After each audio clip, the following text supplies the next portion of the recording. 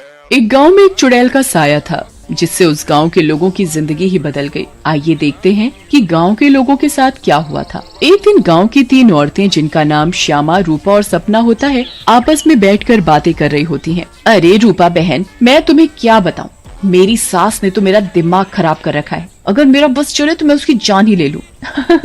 अरे क्या हुआ श्यामा बहन, इतना गुस्से में क्यों हो? शांति मौसी ने क्या कर दिया? हाँ तुम घर में अकेली हो ना, इसीलिए इतने मजे से रहती हो।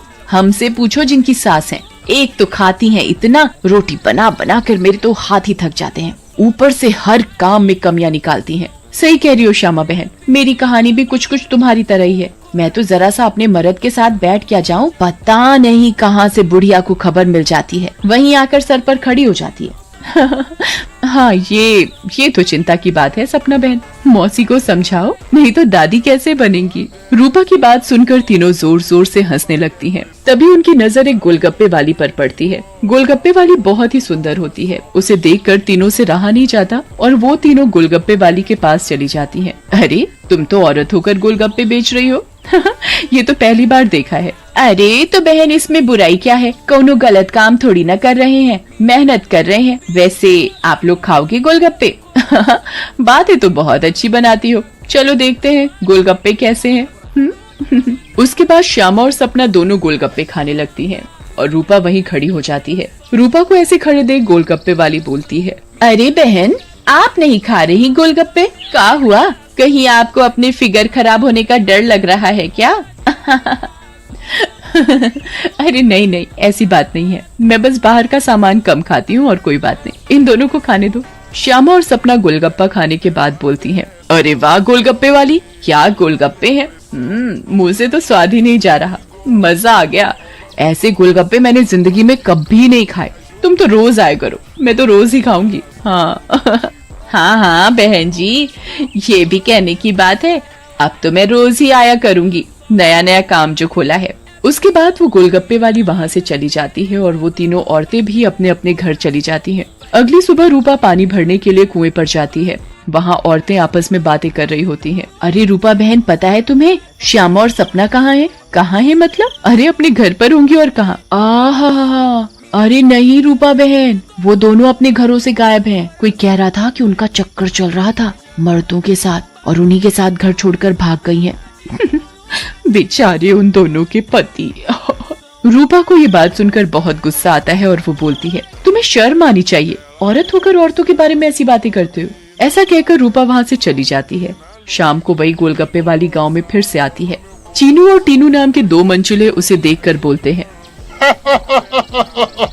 अबे टीनू, वो देख क्या लड़की है, एकदम एक नंबर, ये तो तेरी भाभी बनने लायक है बीड़ू। सही कह रहा है चीनू, लेकिन इसमें थोड़ा गलती होने का, ये अपन की नहीं, तेरी भाभी बनने लायक है, समझा क्या?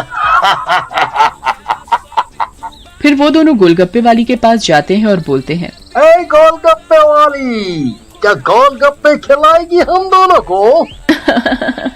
आप दोनों भी कैसी बातें करते हैं, ये गोलगप्पे क्या मैंने पानी भरकर होली में मारने के लिए रखे हैं? आप बहुत मजाक किया हो मेरी तरह। वैसे क्या नाम है आपका? नाम में क्या रखा है साहब, आप गोलगप्पे खाइए ना, अगली बार आऊंगी तो नाम भी पता चल जाएगा। फिर चीनू और टीनू गोलगप्पे खाने लगते हैं। वाह, क्या गोलगप्पे हैं, इतने टेस्टी, लगता है तुम्हारे हाथ चूम लूं। मजा आ गया, मजा। फिर टीनू और चीनू गोलगप्पे वाली के सारे गोलगप्पे खा जाते हैं। अरे आप दोनों तो बहुत सारे गोलगप्पे खा गए, कहीं आपका पेट न खराब हो जाए। कुछ नहीं होगा हम दोनों को, हम दोनों का बॉडी एकदम स्टील के माफिक है। वैसे कल आएंगी आप यहाँ? लेकिन गोलगप्पे वाली कुछ नहीं बोलती और वहाँ से चली जाती है। रात में ज्यादा गोलगप्पे खाने की वजह से टीनू और चीनू के पेट में दर्द होता है। हाय रे, मर गया। अरे टीनू भाई, ये लड़के का चक्कर अपन दोनों के लिए भारी पड़ गया रे। बहुत तेज दर्द हो रहा है पेट में। सही बोल रहा है भाई, अपन के पेट में भी बहुत गुड़गुड़ गुड़गुड़ सा हो रहा है और टॉयलेट तो कई बार होकर आया। मर गया रे, फिर से आ गई। टीनू और चीनू दर्द के मारे पेट पकड़कर बैठे होते हैं। तभी वो गोलगप्पे वाली उनके पास आ जाती है और बोलती है, क्या हुआ मेरे आशिकों, ऐसे क्यों बैठे हो, पेट में दर्द हो रहा है क्या? तुम्हें पता था कि क्या मिलाया है तुमने इसमें, बताओ। लेकिन तभी गोलगप्पे वाली चुड़ैल के रूप में आ जाती है। उसे ऐसे देखकर टीनू और चीनू दोनों घबरा जाते हैं और भागने लगते हैं। ये क्या हो गया अपन लोगों के साथ? हम तो परी समझ रहे थे, ये तो चुड़ैल निकली। अब हम क्या करेंगे? भागो रे भागो, अपनी जान बचाकर भागो। अब हम क्या करेंगे? करेगी तो ये चुड़ैल, अगर हम यहाँ से नहीं भाग पाए, इसलिए भागो यहाँ से। लेकिन चुड़ैल उन दोनों को पकड़ लेती है और मार डालती है और वहाँ से चली जाती है। इसके बाद तो मानो ये रोज की बात हो जाती है। रोज वो चुड़ैल गोलगप्पे वाली बनकर आती और गोलगप्पे खिलाकर रात में लोगों को मार डालती। इन सब से गांव वाले बहुत परेशान हो जाते हैं और एक दिन पंचायत बिठाते हैं। पंचायत में रूपा भी जाती है। अरे भाइयों, गांव संकट में है, हम सबको मिलकर इस समस्या का समाधान निकालना पड़ेगा, नहीं तो एक एक करके पूरा गांव ही खाली हो जाएगा। तभी रूपा का पति दीनू बोलता है, लेकिन सरपंच जी, हमें तो कुछ पता नहीं है कि ये सब कौन कर रहा है, या लोग अपने आप घर छोड़कर जा रहे हैं। सही कह रहे हो दीनू बेटा, लेकिन हम ऐसे शांत तो नहीं बैठ सकते और अपने गांव वालों को जाने नहीं दे सकते। हमें कुछ तो करना ही होगा। हाँ। फिर पंचायत में कोई भी फैसला न निकलने पर सभी गांव वाले अपने अपने घर चले जाते हैं। उसी दिन दोपहर में चुड़ैल फिर से गोलगप्पे वाली का भेष बदल कर गाँव में आती है। रूपा उसके पास जाती है और बोलती है, अरे गोलगप्पे वाली, जरा गोलगप्पे खिला दे, सुबह से मन खराब हो रहा है, शायद चटपटा खाने से ठीक हो जाए। लेकिन तभी उसकी नजर गोलगप्पे वाली के पैरों पर पड़ती है। गोलगप्पे वाली के पैर उल्टे होते हैं। रूपा ये देखकर समझ जाती है कि हो ना हो ये इसी का किया धरा है। रूपा सब समझने के बावजूद गोलगप्पे खाने लगती है और खाकर वहाँ से चली जाती है और दीनू के घर में जाकर सारी बात बताती है, जिसे सुनकर दीनू बोलता है, तुम पागल हो गई हो क्या रूपा? अगर उस गोलगप्पे वाली पर तुम्हें शक था तो तुमने गोलगप्पे क्यों खाए और अपनी जान जोखिम में क्यों डाली? मैंने अपनी जान जोखिम में नहीं डाली।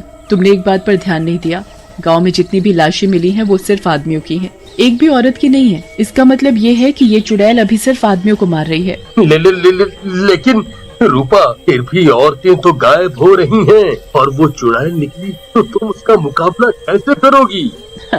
हम औरतों में बड़ी शक्ति होती है, हम अगर अपनी पर आ जाएं तो किसी को भी अपने बस में कर लें। ये तो एक चुड़ैल है, इसे मैं देख लूंगी। तुम चिंता मत करो। फिर रूपा और दीनू अपने कमरे में सो जाते हैं। लेकिन रूपा की चिंता में दीनू को नींद नहीं आती और वो आंख बंद करके लेटा रहता है। रात में चुड़ैल उन दोनों के कमरे में आती है और रूपा को यूं आराम से सोते हुए देखकर हैरान रह जाती है। ये औरत तो वाकई बहुत निडर है, क्या मत सो रही है, लेकिन आज के बाद डरेगी। ऐसा कहकर चुड़ैल सोती हुई रूपा को उठा लेती है और जंगल की ओर चल पड़ती है। दीनू भी चुपचाप चुड़ैल का पीछा करने लगता है। चुड़ैल एक गुफा के सामने पहुंचकर रुक जाती है और गुफा को खोलती है। खुल जा सिमसिम। गुफा का दरवाजा खुल जाता है और चुड़ैल अंदर चली जाती है। दीनू भी चुपके से उनके पीछे पीछे अंदर चला जाता है। अंदर जाकर चुड़ैल रूपा को एक अंधेरे कमरे में ले जाती है और रोशनी करती है। जैसे ही वहाँ रोशनी होती है, गांव की बाकी औरतें भी रूपा को दिखाई देती हैं। श्यामा और सपना भी वहाँ होती है। अरे चुड़ैल, ये सब क्या है? गाँव की औरतें, तुम ये क्या कर रही हो? लेकिन चुड़ैल कुछ नहीं बोलती। रूपा बहन, ये चुड़ैल पूर्णिमा के दिन हम सब औरतों की बलि देगी, बचा लो हमें। ये बचाएगी तुम्हें। इसकी जान तो खुद खतरे में है। तभी वहाँ दीनू आ जाता है और बोलता है, रूपा की नहीं चुड़ैल, बल्कि तू खतरे में है। दीनू सब औरतों को जलती मशाल दे देता है। चुड़ैल, तूने हमको और गांव वालों को बहुत परेशान किया है, गोलगप्पों की कसम, तुझे छोड़ेंगे नहीं। ऐसा कहकर औरतें चुड़ैल के ऊपर मशाल डाल देती हैं और चुड़ैल जलने लगती है। मुझे जाने दो, छोड़ दो। लेकिन चुड़ैल थोड़ी ही देर में जलकर भस्म हो जाती है